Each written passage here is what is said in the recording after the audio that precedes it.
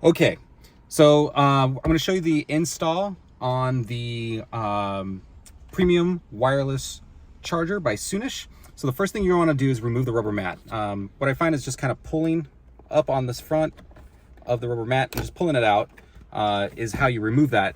This is pretty easy to remove up right now because I've done this a few times on this truck, but it might give it a little bit of difficulty, but you just go ahead and pop that off. Okay, so the next thing we want to do is go ahead and remove the frame that's holding in the wireless charger. So what I'm going to do here is I have this neat little trick with cards. I'm going to pull the clip back a little bit and slide a card in. Let's try the middle one first, just to kind of hold it there.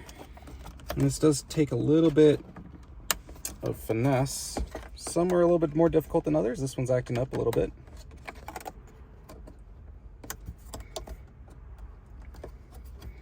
Jeez. There it goes. Okay. And that will lift up and out. There will be one connector on the back. This is for the wireless charger. We're going to be using this connector for both the wired premium charger and our wireless premium charger. So let's go ahead and remove that. And we're going to set that aside. Okay, so on the next step on the wireless charger install, you're going to take your DC to DC buck charger. We're going to go ahead and connect it to the OEM spot. And that's just a nice install here. Then what we're going to do is we're going to take our MagSafe pucks. We're going to drop them into our charging base like so. Grab the other one here. Now on the bottom of our base, we have actually created a nice little spot to install the wires. And so what we're going to do is just go ahead and rotate our wires in. Now this base does work with the Apple specific MagSafe pucks or the aftermarket JS Aux, I believe is what they're called, MagSafe pucks. The Apple ones with an iPhone will support up to 15 watts.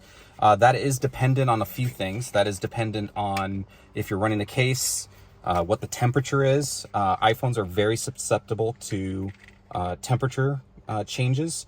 There's both technology or thermal resistors in both the MagSafe puck as well as the Apple phones that will reduce charging if it heats up too much. That's been the number one thing that I've seen that slows down charging. But I have personally, with a case, have gotten 12 watts of charging out of this, which shows that it's actually getting its full speed. So I've got those in, and we've got these nice little notches underneath. And what I'm going to go ahead and do is take my buck charger, kind of slide this out a little bit out of the way. And there's a little gap here on the corner to slide the wire underneath. And I'm just going to drop this in like so. Make sure that's in place. Get my wires out of the way since they are actually in the way here. And that should be flat. You should have a little bit of a gap along the edges all the way around, and you should see that. I'm going to plug in the MagSafe chargers into each USB-C port. These offer up to 18 watts for the MagSafe, up to 30 watts if it's wired. I'm going to get those down here and out of the way. So that's all in place. Then you have your plate. Now on your plate, it's going to be with a piece of 3M tape protectant on the back. On your first try, I might recommend you leave that tape in place just to kind of practice getting this in. It can take a little finagling, and if you want to kind of practice it first, I recommend leaving this on because as soon as you remove this, there is adhesive on the back of this plate. And those are going to stick onto the MagSafe pucks. And it can take a little bit of practice to kind of handle getting this in. I've done this a few times, more than a few times. So I'm going to go ahead and just knock this in. So what I like to do first is I take the back passenger side corner and I slide this in. And I like to kind of get that way back there in the corner, like so. And then I'm going to bend this front passenger side underneath. And this is gonna bend a decent amount. That's fine. Notice that it's slid in, and then I'm gonna try to shove this as far to the right as I can. And then I'm gonna do the same in the driver's side back corner. I'm gonna try to slide that underneath just a tad. And you might need to push down on the base while you do this. And it just needs to get under there just a little bit. Then I'm gonna do the front as well. Get that underneath. And now the trick is to start to slide this over to your left, to the driver's side. So I'm just doing that very slowly, and I'm lifting in the middle here just to keep the tape, the adhesive. It might stick. Just go ahead and just lift it up. Right now it's fine if it hits it. It's not the end of the world. And I'm just gonna keep kind of moving it over. And if this takes a few minutes or 10 minutes, whatever it takes you, there's no rush. No one's grading you. I'm a teacher. I won't grade you. I promise. Let's take a look. And you can see I've gotten a little bit stuck. That's fine. I'm just kind of pushing it over. And now what I'm going to try to do is get it underneath the driver's side.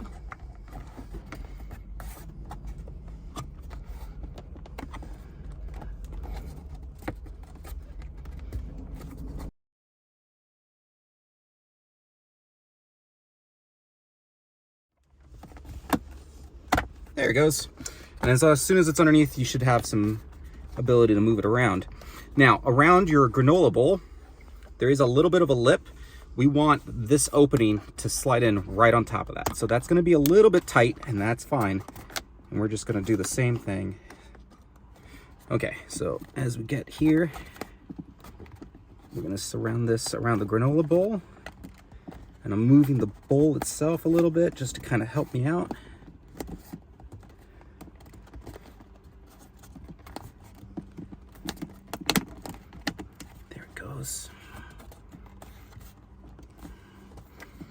And it's fine right now that we're moving it around. And then now what I'm doing is I'm pushing it so it fits perfectly around the bowl. All right, so now if you see here, it's gonna sit flush around this. We really wanna push that down, and you really want that in place. It should be underneath the front. It is. It's underneath the back along here. And then here on the top, you want the MagSafe pucks to be on those circles, and this feels really good. And if you look here, there's no bump along the front, and there is a slight little bump here, so let's just straighten that out. So it looks like I just gotta fix this just a hair. Okay. And if we grab a charger, it should just slide that on, and it should just charge.